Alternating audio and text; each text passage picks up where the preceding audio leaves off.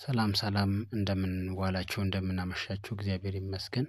እንግዲህ እንደምትመለከቱት የምትመለከቱት ስፖርት ቦሳቦም ኢብራሂም ጀማል ስፖርት ማሰልጠኛ ተቋም ይባላል ማለት ነው። እንግዲህ የምንገኘው መሰልጠን የምትፈልጉ ካላችሁ ፍሪ ሰብሰቢል መስጊድ አጠገብ እንገኛለን። መጥታችሁ መመዝገብ መስራት ትችላላችሁ ማለት ነው። ባይ